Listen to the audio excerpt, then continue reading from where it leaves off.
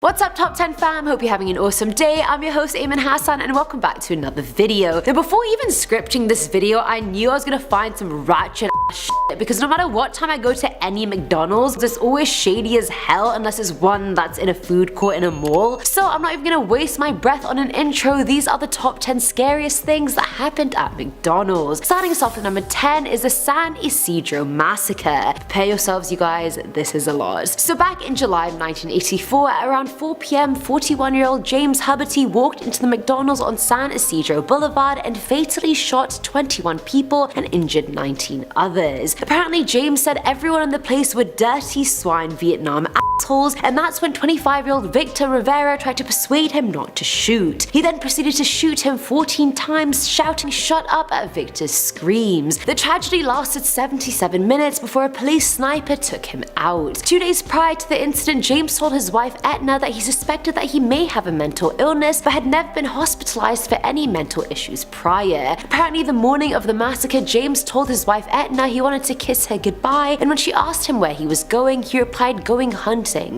for humans. This McDonald's massacre ended up being the worst mass shooting in US history until the 1991 Luby shooting. It still goes down in history as the US's 8th most deadliest mass shooting, so just to put it in perspective for you. Coming in at number 9 is the 9-year-old hijacker, and no, that is not a clickbaity title, people, that actually happened. Back in March of 2013, a 9-year-old boy was arrested and charged with armed robbery at a McDonald's in Illinois. How does a 9-year-old even accomplish that? I couldn't even accomplish that as a 22-year-old. This man is 9 years old and is out here doing that.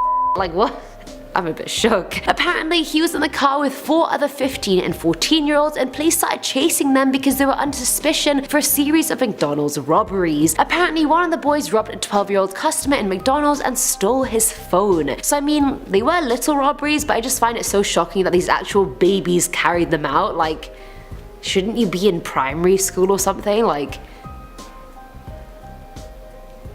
I don't know what you're doing. At number 8, we have the London Brawl. So back in 2016 in Barking, London, a huge brawl broke out outside of McDonald's, and it was apparently the biggest brawl since the London riot. The video of the riot looked ridiculous. No one even knows what they were fighting about, but there were 200 plus people involved. Weapons included wooden bats with nails hammered into them, blades, knives, and so forth. Someone even had a poisonous substance thrown on his face and was later hospitalized. 21 people were arrested and 3 police officers were injured in the process. Most of the arrested were juveniles, so they couldn't keep them in jail, but still, what is happening to the youth of London? Also, because this happened in Barking, does this remind anyone of the song Barking by Rams? You guys have to know the song, come on. If you don't know the song, please Spotify the song right now. Filling at number 7 slot is the toy. Okay, no lie, since birth my McDonald's order has been a Happy Meal chicken burger with chocolate milk, and even now the employees always give me the toy and it's like, hello, no I don't want the toy, I just want the meal. I'm a grown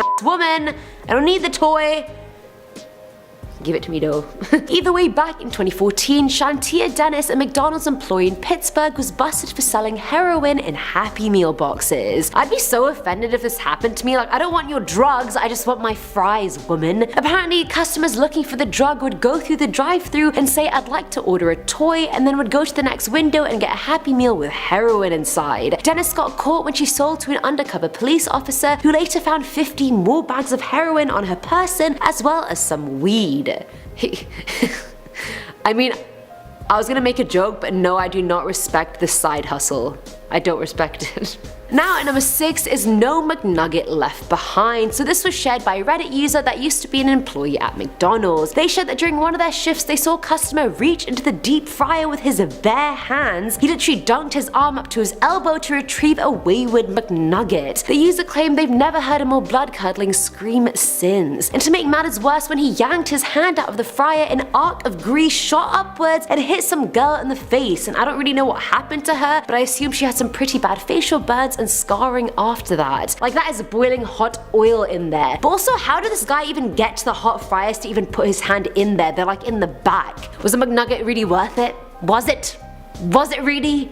That's disgusting. Just ask for an extra nugget. Why would you do that? Coming in at number 5 is bacon. So back in February of 2014, 30-year-old Shanika Torres in Grand Rapids, Michigan decided to order a bacon cheeseburger. However, tragedy struck when the burger arrived with no bacon on it, and so she complained to the manager and was offered a free burger. At about 3 a.m. that same day, Shanika came back with a friend and ordered another bacon cheeseburger to have that one come without bacon as well. The tragedy just continues. At this point, that was the last straw for her because she started lashing out verbally at a worker before taking out a handgun and opening fire. Luckily, no one got hurt, but she was arrested at home about 30 minutes later because obviously she was not going to get away with that. What an overreaction, damn it, like. But also, come on, twice in a day? It is a bacon cheeseburger, put bacon on it. It's not that hard.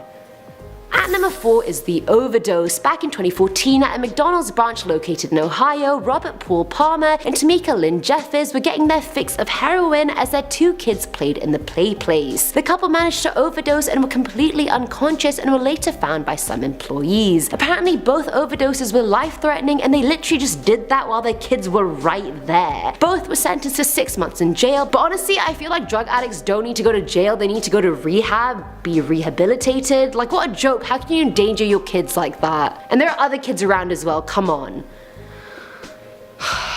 It's time to be sober assassins. 2020 is the year of sober assassins. Filling at number 3 slot is Sandra Suarez. So back in 2014, and a lot of these are happening in 2014, that was probably a bad year for everyone, 41-year-old Sandra Suarez made headlines after she completely trashed a McDonald's in Pinellas Park, Florida. Apparently an employee had turned her down when she offered him a sexual favor in the parking lot, and so she went berserk. She came inside wearing nothing but a bikini bottom, and after another employee told her to put a shirt on, she lost it. Sandra was videoed pushing the cash registers onto the floor, knocking over all the drink dispensers, throwing everything she could grab. She even ate some ice cream straight from the machine because apparently one tends to get hungry when ravaging a McDonald's.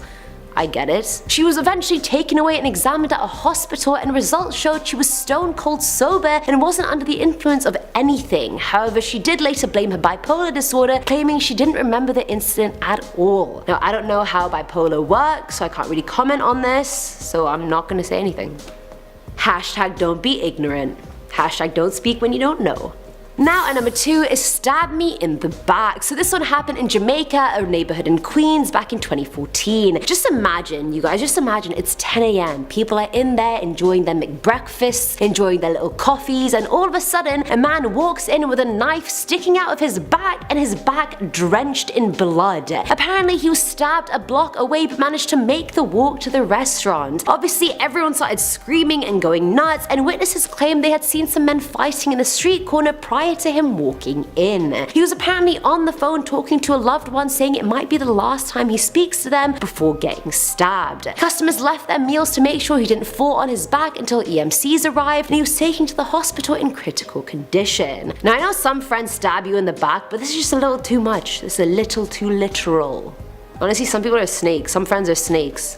What can you say? They will stab you in the back. Literally or figuratively. Honestly, you can't escape. And finally, at number 1 is the plane crash. So back in June of 2014 in Louisiana, I don't know how, but 41-year-old pilot Michael Ray Martin managed to crash his small plane into a McDonald's parking lot. Apparently there was some problem with the plane's fuel and had clipped a bunch of trees before crashing upside down into the lot. Thankfully, Michael was the only person on board, but he was rushed to a nearby hospital with serious injuries. Law enforcement had no idea where the plane took off from or where it was going. It just crashed in McDonald's. Like, imagine literally going to McDonald's for a casual meal and a plane just crashes in front of your eyes. How do you even react? I wouldn't even know how to react to that. Be like, is this real life? That's so loud. Is this real life right now?